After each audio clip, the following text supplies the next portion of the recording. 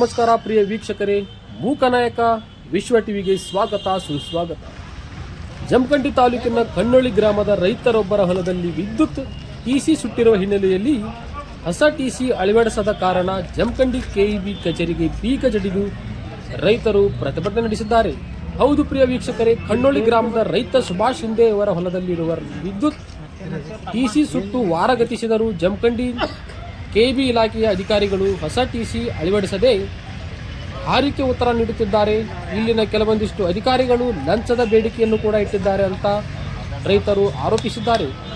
ಹೊಸ ಟಿಸಿಯನ್ನು ಅಳವಡಿಸದೇ ಇದ್ದರೆ ಕೆಇಬಿ ಇಲಾಖೆಯಲ್ಲಿ ಕಾರ್ಯನಿರ್ವಹಿಸುವ ಅಧಿಕಾರಿಗಳು ಹಾಗೂ ಸಿಬ್ಬಂದಿಗಳ ಸಮೇತ ಬೀಗ ಜಡಿದು ಉಗ್ರವಾದ ಹೋರಾಟ ಮಾಡುವುದಾಗಿ ರೈತರು ಎಚ್ಚರಿಕೆ ನೀಡಿದ್ದಾರೆ.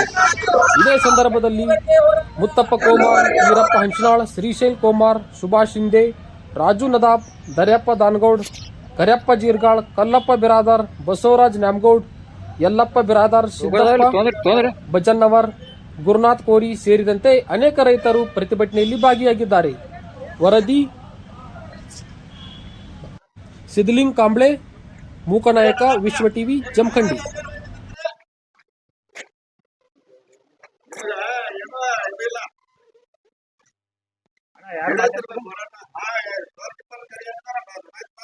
ನಮಸ್ಕಾರ ಅಧ್ಯಕ್ಷ.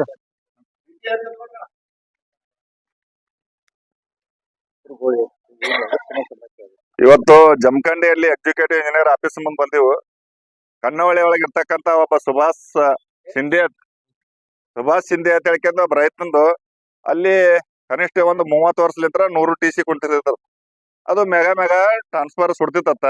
ಅದನ್ನ ಕೊಡ್ತಿದ್ರು, ತಗೋತಿದ್ರು, ಮಾಡ್ತಿದ್ರು. ಈಗ ಏಕಾಲ್ಕ ಯಾವನೋ ಒಬ್ಬ ಎಕ್ಸಿಕ್ಯೂಟಿವ್ ಇಂಜಿನಿಯರ್ ಹೊಸದಾಗಿ ಬಂದಾನತ್ತ. ಅದನ್ನ ಸರ್ವೆ ಮಾಡ್ಬೇಕಂತ ಹೇಳಿಕೇರಿಂದ 15 ದಿವಸ ಆಯ್ತು ಟಿಸಿ ಕೊಟ್ಟಿಲ್ಲ.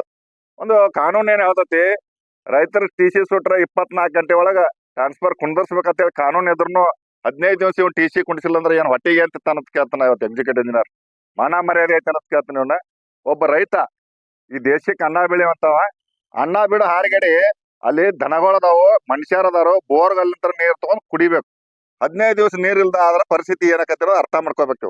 ಬೇಕಿದ್ರೆ ಅಣ್ಣ ಹತ್ರ ಯಾವ್ರ ಮೋಟ್ರ್ ಇದ್ರ ಇವ್ ಬೇಕಿದ್ರೆ ಸರ್ವೆ ಮಾಡ್ಕೊಳ್ಳಿ. ಸರ್ವೆ ಮಾಡ್ಕೊಂಡ್ ಕನ್ವಿನ್ಸ್ ಮಾಡ್ಲಿ, ನಾವು ಕನ್ವಿನ್ಸ್ ಮಾಡ್ತೇವೆ. ಈಗ ಸರ್ವೆ ಮಾಡುವಂತ ಸಂದರ್ಭ ಅಲ್ಲ, ಟಿಸಿ ತಕ್ಷಣ ಕೊಡ್ಬೇಕು. ಕೊಡದೆ ಹೋದ್ರೆ ಆಫೀಸ್ದಾಗ ಒಳಗೆ ಕೀಲಿ ಹಾಕ್ತೇವೆ ಅಂತಕ್ಕಂಥದ್ದು ಸ್ಪಷ್ಟವಾಗಿ ಅರ್ಥ ಮಾಡ್ಕೋಬೇಕು. ಎಕ್ಸಿಕ್ಯೂಟಿವ್ ಇಂಜಿನಿಯರ್ ಎಲ್ಲೇ ಪಾರ ಹೋಗ್ಯಾನತ್ತೀಗ ಅವ್ನು ಎಲ್ಲಿದ್ದಲ್ಲಿ ಹಿಡ್ಕೊಂಡ್ ಬರ್ತೇವೆ, ತಂದ ಕೈಯಿಂದ ಒಳಗೆ ಕುಂಡಿಸ್ಬೇಕತ್ತೆ. ಅದಕ್ಕೆ ದಯವಿಟ್ಟು ಅವ್ ಎಕ್ಸಿಕ್ಯೂಟಿವ್ ಇಂಜಿನಿಯರ್ ಅದಾರೋ ಏನು ಎಲ್ಲಿಂದ ಬಂದಾನ ಗೊತ್ತಿಲ್ಲ, ನಾವು ವಿಚಾರ ಮಾಡ್ಬೇಕತಿ. ಆಮೇಲೆ ಉಳಿದ ವಿಷಯ ಮಾತಾಡ್ತೀವಿ.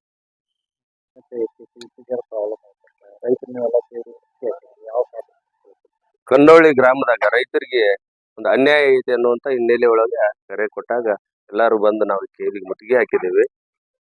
ಸುಮಾರು ವರ್ಷಗಳಿಂದ ಅಲ್ಲಿ ಒಂದು 100 ಟಿಸಿ ಇತ್ತು.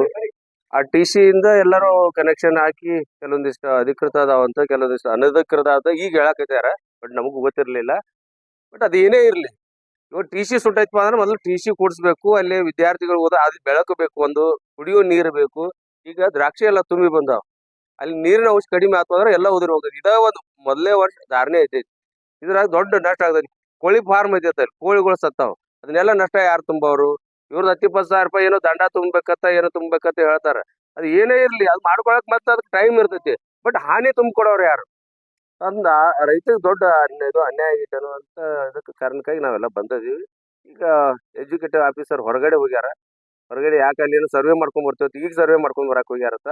ಅಲ್ಲಿ ಎಲ್ಲಿ ಹೋಗಿ ಹೊರ್ತಾರ ಬರ್ಲಿ. ಬಂದಿದ್ ನಾವ್ ಇಲ್ಲಿ ಏನಪ್ಪಾ ಅಂತಂದ್ರ ನಮ್ ಹಿರಿಯರ್ ಅದಾರ, ಹಿರಿಯರ್ ಮುಖಂಡರು ಏನ್ ತೀರ್ಮಾನ ತಗೋತಾರಲ್ಲ ಆ ಒಂದು ನಿಟ್ಟಿನೊಳಗೆ ನಾವೆಲ್ಲರೂ ಕೂಡ ಹೋರಾಟ ಮುಂದುವರಿಸ್ತೀವಿ.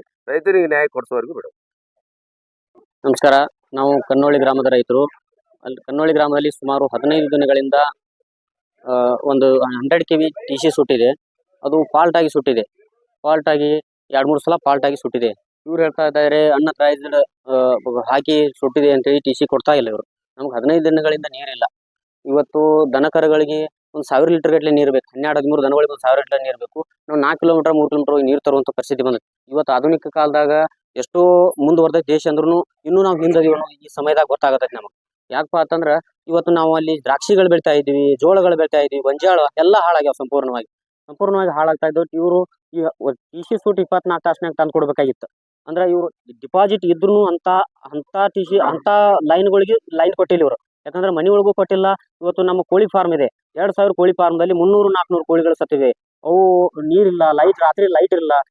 ಇಂಥ ಸಮಸ್ಯೆಯನ್ನು ಇಟ್ಕೊಂಡು ಇವ್ರು ಕನ್ವಿನ್ಸ್ ಮಾಡಿ ನಾವು ಅಧಿಕಾರಿಗಳಿಗೆ ಹೋದ್ರೂ ಇವರು ಏನ್ ಮಾಡ್ರಿ ನಾವು ಲೈಟ್ ಕೊಡಕ್ಕಾಗಲ್ಲ ಅಂತ ಬೇಜಾಬ್ದಾರಿ ಉತ್ತರಗಳನ್ನ ಕೊಟ್ಟಿದ್ದಾರೆ ಇವರು. ಆದ್ರಿಂದ ಇವ್ರಿಗೆ ನಾವೇನ್ ಹೇಳ್ತೀವಿ, ಪರ್ಯಾಯ ಆ ಟಿ.ಸಿ ಬದಲು ಪರ್ಯಾಯ ಟಿ.ಸಿ ಮಾಡ್ಕೊಳ್ಳಿಕ್ಕೆ ಒಪ್ಪಿಗೆ ಪಡೆದುಕೊಂಡಿದ್ದೀವಿ ನಾವು. ಮತ್ತೊಂದು ಟಿ.ಸಿ ಮಾಡ್ತೀವಿ. ಇವತ್ತು 24 ತಾಸಿನ ಟಿ.ಸಿ ಕೊಟ್ರೆ ನಮಗೆ ಏನಾದ್ರು ಸ್ವಲ್ಪ ನೀರಿನ ವ್ಯವಸ್ಥೆ ಹಾಗೂ ನೀರಿನ ಬೆಳೆಗಳಿಗೆ ಆಗತ್ತದೆ. ಒಂದು 15 ದಿನ ಟೈಮ್ ಕೊಡ್ರಿ, ಅಷ್ಟರೊಳಗೆ ನಾವು ಟಿ.ಸಿ ಮಾಡ್ಕೊಂಡು ನಾವು ಬೇರೆ ಟಿ.ಸಿಯನ್ನು ಮಾಡ್ಕೋತೀವಿ ಅಂತ ಕನ್ವಿನ್ಸ್ ಮಾಡಿದ್ರು ಕೂಡ ಇವತ್ತು ಅಧಿಕಾರಿಗಳು ಸರ್ವೆ ಮಾಡ್ತಾ ಹೋದಾದ್ರೆ ಮತ್ತೆ ನಮ್ಮ ಹೊಲಗಳಲ್ಲಿ ಎಲ್ಲ ಲೈಟ್ಗಳು ಒಂದಕ್ಕೊಂದು ಕ್ರ್ಯಾಶ್ ಆಗ್ಯಾವ. ಅದರಿಂದ ಟಿ.ಸಿ ಗಾಳಿ ಬಿಟ್ಟಂದ್ರೆ ಒಂದಕ್ಕೊಂದು ಕ್ರ್ಯಾಶ್ ಆಗಿರ್ತಾವ. ಇವ್ರು ಹೇಳ್ತಾರು ಹೆವಿ ಮೋಟರ್ಗಳು ಕುಣಿಸೋದ್ರಿಂದ ನಿಮ್ಮ ಟಿ.ಸಿ ಸುಡಾತೆ ಅಂತ ಹೇಳ್ತಾರು. ಅಧಿಕಾರಿಗಳು ಬೇಜವಾಬ್ದಾರಿತನ, ಇವ್ರದ್ದು ಬಹಳ ಬೇಜವಾಬ್ದಾರಿತನ ಇದೆ.